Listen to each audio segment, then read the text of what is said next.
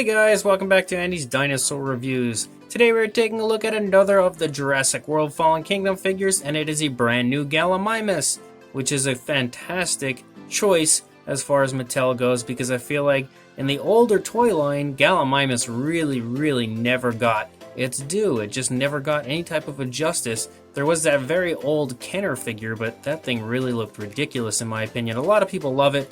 I personally was never a fan. I actually never even purchased one simply because I'm not really too sold on it. I think it's probably one of the ugliest Jurassic Park figures we've ever had. Maybe my opinions would change if I ever did find one and saw it in person, but all the images and video I've seen of it really didn't do me any type of a justice and didn't make me want to purchase it. But these new Mattel figures are fantastic when it comes to the Gallimimus. The overall sculpt and appearance is spot on to what you see in the Jurassic films, and I think they look great. This one is no exception, and this one is actually brand new as far as these figures go, and it is the battle damage version. So, a new exciting version of the Gallimimus. I had reviewed a whole bunch of Gallimimus before, pretty much an entire flock, so you can continue to add to that flock because we now have a battle damage, and we also actually have a legacy version that has recently started to come out. I don't personally own it yet because I haven't been able to find it, but hopefully soon, and I will definitely get that one on the channel as well when I do get it.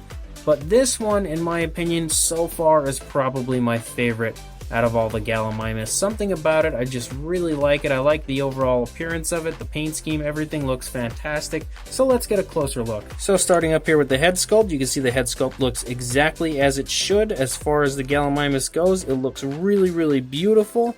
I feel like he's kind of sad. He's kind of got a little bit of a frowning look to him, but it still looks really nice.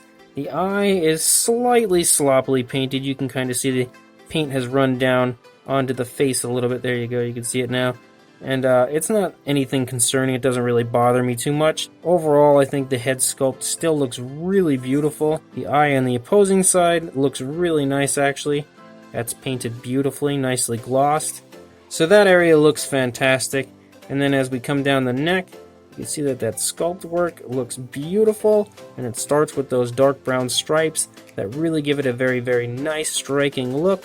As we run down the neck, you can see those beautiful little creases in the skin continue, and they look fantastic. The neck, you can see I'm moving the neck is articulated and it moves very beautifully. And then we get down here into the upper area of the back, and it looks nice as well with the sculpt work. Coming down here into the long Gallimimus arms, they look great as well. And they are painted very nicely, sculpted very nicely. No paint on the nails, but they still look really good. The overall detail here on the side of the figure also looks fantastic. As I turn it, you can really get an idea of the small, minute details in the actual sculpt of the skin. Nice skin fold here in the side, that looks very good as well. Beautifully sculpted legs. Come down, you can see some nice muscle tone in them. They're nice and long. The feet are a little oversized, but they don't look terrible. They are nicely sculpted. No paint has been included on the nails, however, but they still look really good. And then you come up here into the tail, and we run back the course of the tail. That also looks very good as well. I love that brownish coloration with the stripes. Makes it look so striking. And on the underbelly, we actually have some lighter coloration, which is something I feel like a lot of the figures are missing, is paint on the underbelly, but not on this one at all. And you can of course see the Jurassic Facts code there if you are interested in getting that for your collection. And then we get to the other side, and again, same deal with the sculpt and beautiful paint applied. I think the paint is really natural looking, really nice looking. Of course, you have the battle damage feature there, which works perfectly. And the overall appearance of this is fantastic. Same with the sculpt and paint. It's, like I said, my favorite so far of all the Gallimimus figures that they have released. As far as articulation goes, like I said, the head here is articulated on the neck area. Of course, the arms are articulated as well as far as going forward and back, but they can also come out. I'll pop that open now. They can also come out to the side, so he can pretend to fly if he wants to. Legs are articulated as they go forward and back, but they actually don't come out away from the body, which is fairly shocking. I think some of the other battle damage figures did, but maybe not, I could be wrong.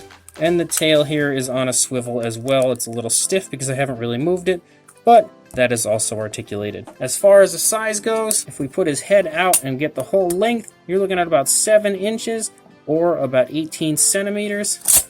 And as far as the height goes, from the ground up to the top of the head here, you're looking at about a little over 4 inches or a little bit, about 10.5 centimeters. For a size comparison, there is the Papo T-Rex, who quite obviously is not to scale with the Gallimimus, but regardless, the Gallimimus is terrified because he remembers what happened to a family member in the original Jurassic Park film from a Tyrannosaurus Rex, and definitely does not want that to happen to him, so he's out of here.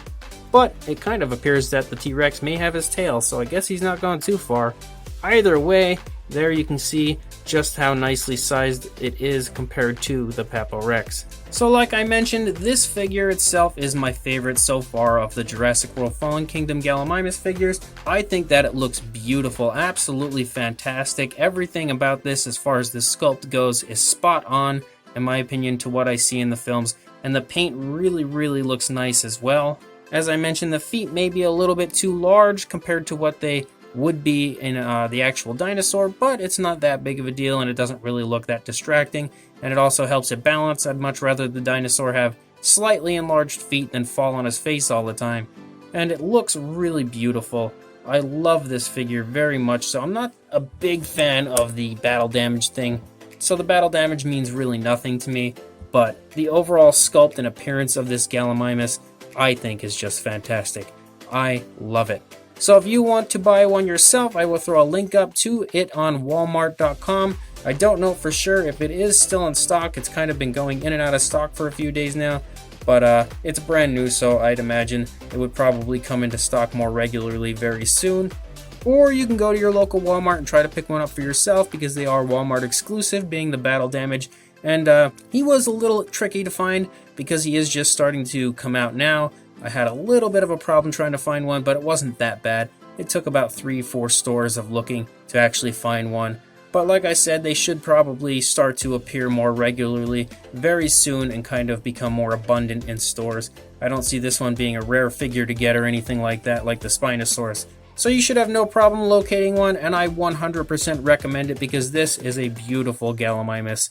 So either go ahead to your store, buy one in store yourself, or you can check the description because I will throw a link in there for you as well. And please like, comment, and subscribe, and I will see you in the next review. Thanks for watching.